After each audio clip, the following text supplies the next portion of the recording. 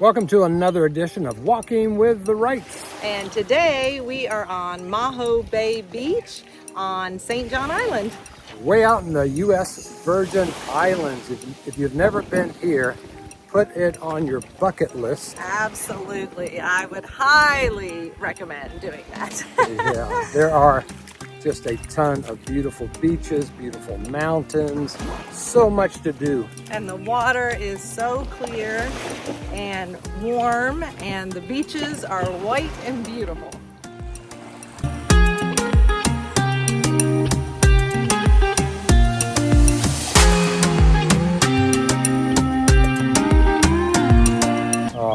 We have just endless footage of this, and you kind of turn around here, look at this. Wow. So nice. You cannot beat that turquoise blue water. So pretty. So Walking with the Wrights is just a way to get to know us a little bit better, things that don't always show up on our YouTube videos. And so in this edition, we're going to talk about some of our kind of dangerous times, harrowing times, unusual times. Times that we've had on vacation. All right, so Becky, what would be one of moments that you thought, uh-oh, we shouldn't be here? Well, there's been a few where I thought we were going to die. And one of them that comes to mind would be when we were in Belize. And on Belize, you pretty much use a golf cart 24/7 to get around. On the island of Ambergris Key. Yes. And so we were way far from where we were staying. Yeah, we were at the very northern end of the island where basically no one and what no country lives. borders that? Mexico. Yeah.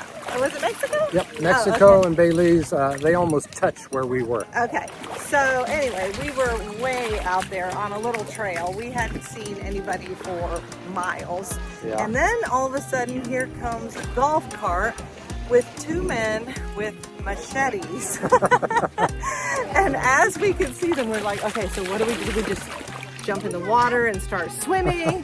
Do we try to outrun them? Like, what if they actually are coming after us? Because you hear horror stories, about this, but we were not sure what to do. We were on a golf cart. They were on a golf cart. Yeah. I guess it would have just depended on who had the faster golf cart. But, I don't know. I think I was going for the water. I was jumping in the water and starting swimming because I was a little nervous. But luckily, I think the machetes were for cutting down tree limbs or palm branches. We weren't. They didn't come after us. We weren't in imminent danger. It just made our heart race. And I always appreciate Becky because that was one of my lame ideas. I was like, let's go explore the most remote part of the island. Yes, it was bumpy. Bumpy. The beaches actually were filled with trash. They were, yes. Because a river empties into the river up on the northern part of Belize, and it empties all the trash from Belize. So it's not a very pretty part of the island, unfortunately. But one of the most dangerous ones I remember is in Key West, Florida. Oh, yes. We were out scuba diving, and to our surprise, the dive masters weren't real. They didn't get in the water with us. Yeah, they weren't considerate of our safety. And we were experienced divers, so we didn't really care too much. And anyway, so we started the scuba dive, and we could tell by how the ocean was acting that a storm had come on the surface. Yeah, it was a dangerous day. That wind was whipping, the waves were huge swells. Plus, if Becky remembers, there was a guy who asked to join us on the dive because he didn't have a dive buddy. Yeah. And he started swimming the wrong way. Yeah. And I kind of knew he was swimming the wrong way, and I was wondering why he was doing that. And I started to run out of air. And he was swimming basically out to ocean. And so I finally kind of signaled to Becky, I'm running out of air, I gotta go up. And if this guy keeps on swimming across the Gulf of Mexico, that's his issue. Yeah, we tried to get him to turn around and he wouldn't do it. and we had no idea which way our boat was. And the problem was, when we did surface, there were lots of boats out there. So we still weren't sure what boat was ours. And it was really stormy. The waves were crashing. As the wave would swell, we couldn't see anything. So we knew they couldn't see us, which was very scary. We're like, they're going to leave us out to sea. When this storm keeps on, they're just going to head back. Unlike this view today, it was not like this. No, it wasn't like this at all. So beautiful.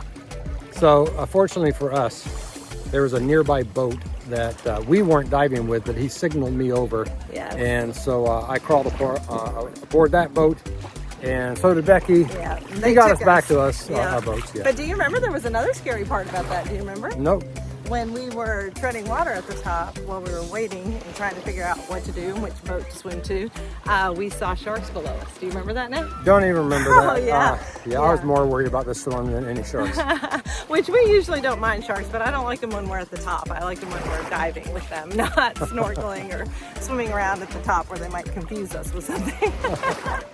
All right, so another time that was kind of scary was on the island of Cozumel. We decided to do a lionfish hunt. Yes. On the very northern part of Cozumel, that is an extremely dangerous area to dive. Yes, and they called it an adventure dive for a reason.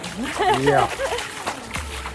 So anyway, we were on the boat, and he was giving us instructions Don't about... lose your hat this time.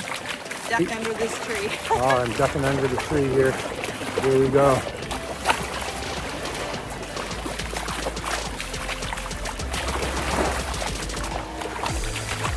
So we were on the boat going out to the northern part of Cozumel, and the dive instructor started to give us instructions, basically saying, if you get caught in a current, we might never see you again. And you might be lost to sea. Yeah. It was the first time ever on a scuba diving adventure. They gave us beacons. Yes. These emergency beacons that we would activate if we got separated from the group and got swept out to sea. Yeah. And it was a very confusing thing, I remember, because like the dive instructor, there was like 3 buttons, like a green button, a red button, a yellow button. It's like, you know, if you need help, press this button, but never press that button. And so, I can't remember which one they are now, but I even remember back then we're like, I don't know, I'm just pushing them all.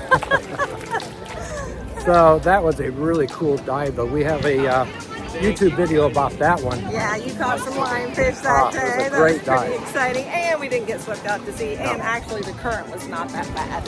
It was a fairly challenging dive though. Yeah, it was.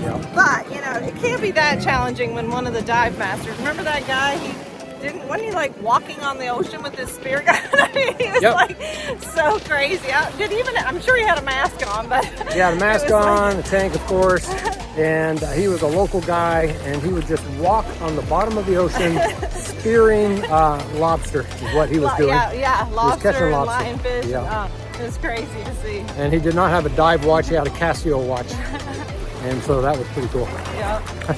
So those were some of the kind of harrowing experiences that we've had on some of our adventures.